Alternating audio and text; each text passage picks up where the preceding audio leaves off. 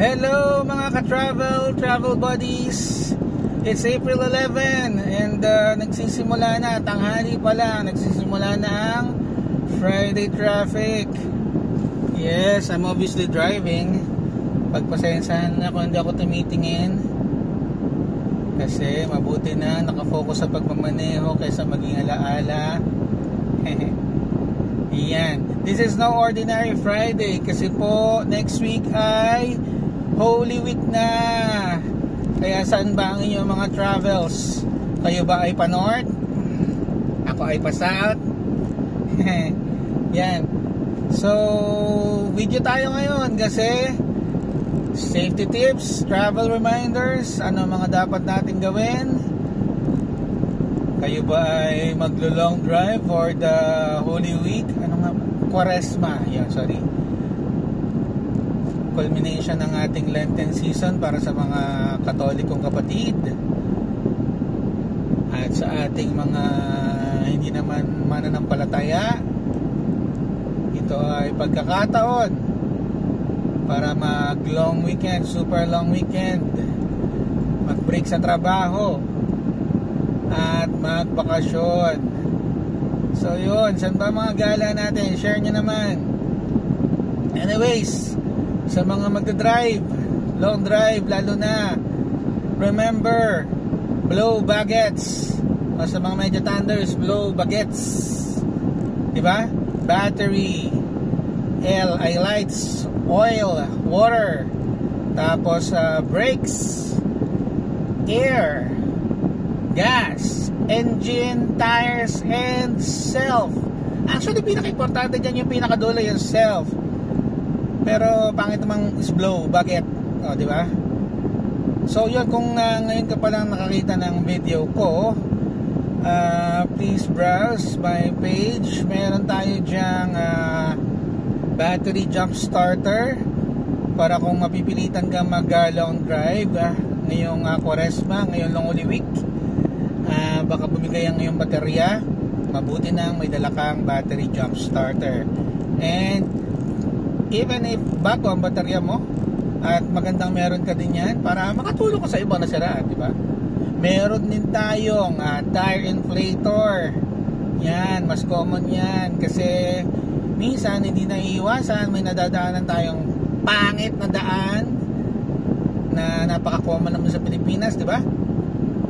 O kaya may magulungan kang pako o kaya kung ano man at mapa-flat ka. So magandang meron kang tire inflator para makapaghangin ka pa at madala mo pa sa pinakamalapit na gasolinahan or sa vulcanizing shop para hindi ka na masyado maabala at hindi ka rin makaabala sa daan, di ba?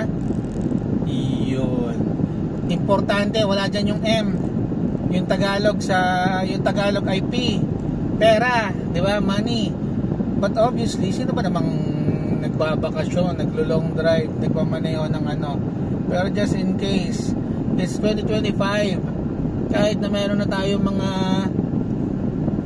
online transactions like GCash, Maya, lahat yan, ang dami na pwede i-swipe. Madami pa rin pong lugar kayong mapupuntahan na cash basis pa rin, kaya importanteng magdala ng cash para mag-enjoy. Minsan kahit yung mga posh na lugar, cash basis, di ba? Kasi kahit 2025 na at naipangako na napakarami, ay ang dami pa rin lugar na napakahina ng signal, if not dead spot. Okay? So importanteng magdala ng pera, sana all madami. So yun, gaya ng sabi ko, pinaka-importante sa lahat ay yung S, yung self. Often neglected, madalas nababaliwala, kahit nasasaktan ka na, tuloy ka pa din. Ay, ibang topic yan guys. Yun, always check yourself. Kung fit ka bang magmaneho, wala ka bang nararamdaman, hindi ka ba puyat, huwag magmamaneho ng puyat, huwag magmamaneho ng nakainom, huwag magmamaneho ng may pinagdadaanan para hindi mainit ang iyong ulo. Okay? Malakas yata yung aircon, baka malakas yung buga sa cellphone. Yung cellphone po natin ay nakakapit sa tabi ng aircon vent para hindi umiinit. Yan. So yun, importante yung self kasi driver ka, nakasalalay sa'yo ang buhay ng lahat ng sakay mo. Importante yung mindset mo. Hopefully hindi ka pa lang ngayon magbabago ng mindset dahil magbabiyahe kayo. Dapat matagal mo nang nabago yan. Lagi sinasabi sa akin ni Fadir, ni Tatay, kaunting abala, kaunting bagay, pasensya. Okay? Mayroon pa ba niya sa mga bakery? Pasensya. Importante na po yung maganda yung mindset. Huwag mainit ang ulo. Napakainit ng panahon. Hindi nyo pa napapansin?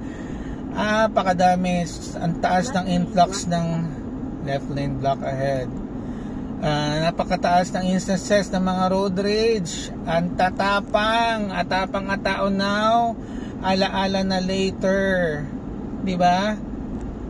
Mindset lang po, cool lang tayo palagi, kaunting abala, magpasensya. Yan, naririnig nyo?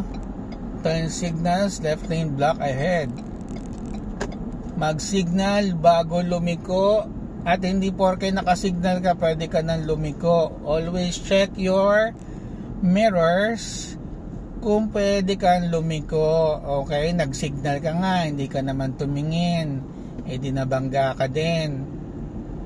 Ang masaya niyan, madami po sa atin, liko muna bago signal. Diba? Tapos kapag nandito sa mga highways, sa mga expressways, wag pong maging membro ng babad sa fast lane club. Okay? Yung leftmost lane po ay fast lane, overtaking lane po yan, yung leftmost lane. So mabagal na sasakyan, mamalagi po sa kanan. Kaya din nagta-traffic ang ating mga expressways kasi madami po tayong mga nakababad sa fast lane. So kung mabagal na naman, naririnig nyo ba? Left lane block ahead daw. Nagpe-prepare na rin ng SLEX sa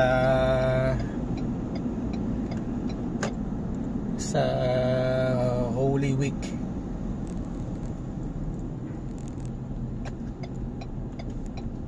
Yan, maging mapagpasensya sa daan. Pagpalagay na maganda yung mindset mo, yung ibang driver hindi. Kung hindi maganda yung mindset mo at kasalubong kayo, yari, di ba? Alaala na lang, maging maganda ang mindset, maging magpagpasensya. Hindi na para sa iyo, pero para sa pamilyang iyong inuuwian. Always be safe po mga kapatid. Wag pong mainit ang ulo. Okay? Pasensya na kung hindi ako tumitingin kasi syempre mas importante yung focus sa pagmamaneho. Baka mabash tayo na nagpa-vlog habang nagmamaneho. Well, nakafocus po tayo sa pagmamaneho. Normal sa akin tong gantong madaldal habang nagda-drive. Diba? May kanya-kanya tayong paraan paano hindi antokin. Meron nagmi-music, ginagawa ko yan.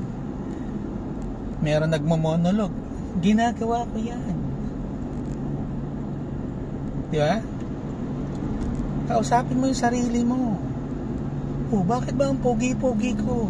Kahit hindi naman. Ulahin mo yung sarili mo. Ako po madalas I resort to eating.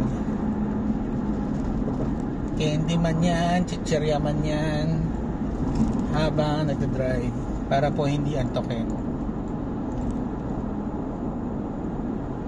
Trabaho ko na rin sa buhay yung pagmamaneho kasi ang aking mga anak ay mga PSI scholars, Philippine Science. So regular tayo naghahatid sundo sa main campus at saka sa Calabarzon campus sa Batangas City. Pero since tapos na yung ating panganay sa main campus, sa Japan na tayo naghahatid sundo ngayon. At Japan, so nag-iisa na si Kuya doon.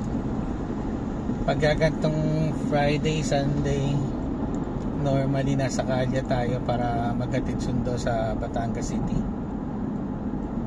Yan. So ano pa bang kailangan nating tandaan?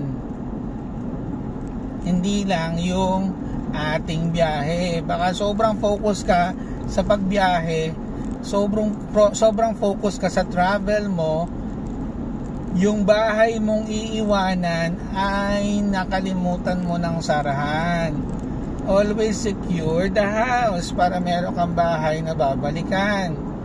Okay? Unplug everything. Well, kung hindi naman katagalan, yung ref usually hindi natin ina-unplug. Pati mga aircon, i-unplug mo. Ako po iniwan ko yung usually yung ref and yung wifi. Kasi syempre gumagana ang wifi gawa ng aking mga cameras, security cameras, which by the way gagawin natin ng video kung ano yung ginagamit kong security system sa bahay. Gone are the days na kailangan natin gumastos sa napakamamahaling mga CCTV. Ngayon we have IP cameras, okay? So yun, napakahalaga na yung bahay mong uuwian ay safe, magnanakaw proof, di ba? Dahil napakadami po mga mapagsamantala sa mga gantong panahon.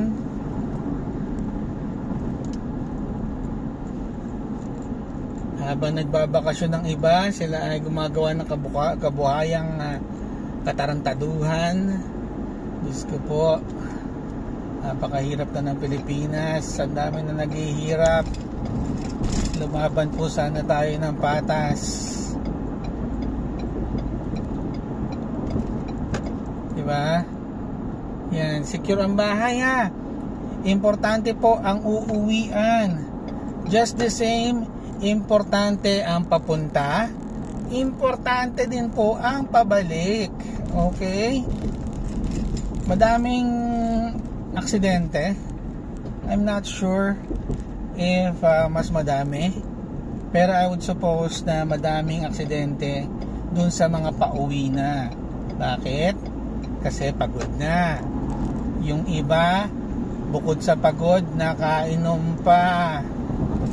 Lalo na po yung mga magsiswimming. Kapag driver ka, matik na yun, wag ka nang uminom.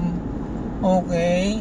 Lalo na po yung magsiswimming, wag po nating samahan ng inom kasi ang dalas ng aksidente sa swimming dahil sa inom. Ito lang linggon to, ilan yung namatay, nadulas, nalunod dahil nagiinuman. Okay? Alcohol clouds our judgment and oftentimes impairs our bodily functions. Okay? Kaya iwasan po ang pag-inom. Maaari naman mag-enjoy ng hindi umiinom. Kung talagang kaligayahan po natin ng alcohol, ay wag nyo na pong i-tempt yung inyong driver. Bigyan nyo na lang ng Coke. Pataasin nyo na lang muna ang sugar. Okay? Kesa naman pag uwi nyo, puro kayo tulog tapos kayo wala ng gising. Okay? Yan. Kaya sabi ko pala, maganda na kapag kaganyang long travels, mag-assign tayo ng someone or kahit hindi lang isa na yung tipong hindi tutulog, lalo yung mga anak natin pala cellphone, di ba? I-assign nyo nagising siya, tapos kakwentuhin niya si papa niya o si mama niya o kung sino man po nagmamaneho. Okay?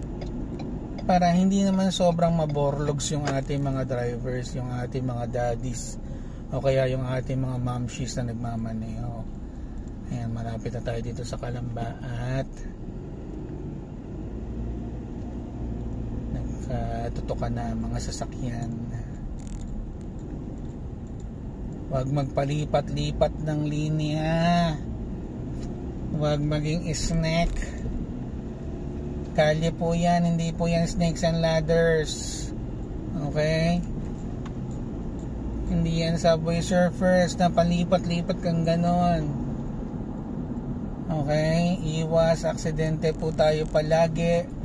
Defensive driving lang. At mindset nga, mindset. Keep your cool. Okay? Sa mga hindi naman mag-land travel, mag-aeroplano ka ba, magbabarko ka ba, okay, by this time I hope may mga bookings na kayo, dahil baka po napakahirap ng kumuha ng mga tickets sa mga ngayon, o lalo na sa mga susunod na araw. Okay? It's 2025. Puro may puro may mga online bookings na. Better safe than sorry. Baka kaya ka lang hindi makakauwi dahil hindi ka nakapag-book. Mortal sin naman yun sa pagbabakasyon, di ba? Saka yun nga, yung pupuntahan mo, i-book mo din. Or kahit pa wala kang vacation plans, napakahaba po ng weekend, spend natin with the family, okay? At hindi lang immediate family, buhay pa ba ang nanay at tatay mo? Pasyal-pasyalan din po natin habang sila'y nabubuhay pa. Mahaba-haba naman ang weekend. Actually hindi po kami pala pasyal kapag gagantong Kwaresma. Usually sa bahay lang. Pero bumabiyahe kami dahil syempre sa side ko at saka sa side ni Commander. Okay? Normally naman yun na kailangan nating as much as possible every week umuwi ako ng bahay. Simula nung mas napadalas tayo sa metro, kasi I need to check on Mother dahil iniwan na siya ni Father. Baka ako'y kalabitin kapag hindi natin dyan na-check si Mother. Okay? Maging mapagmahal po tayo sa ating mga magulang, maging magandang halimbawa tayo sa ating mga anak. Tayo po yung mga Pilipino at yan ang ating kultura. Okay? Hindi natin sila iniiwan kung saan home for the aged na lang. And I feel for them. Kung wala ka na magulang, pwede kang bumisita sa mga ganun, di ba? Or even if meron, bisita po tayo sa mga home for the aged, sa mga orphanage, lalo na po sana yung ating mga kapatid, mga friends dyan na medyo nakakaluwag-luwag sa buhay. Let us always share our blessings. Okay, so kaunting reminder din lang po yun. So mabalik tayo sa ating safety travels. Ayan, basically na-cover na ba natin lahat? I hope so.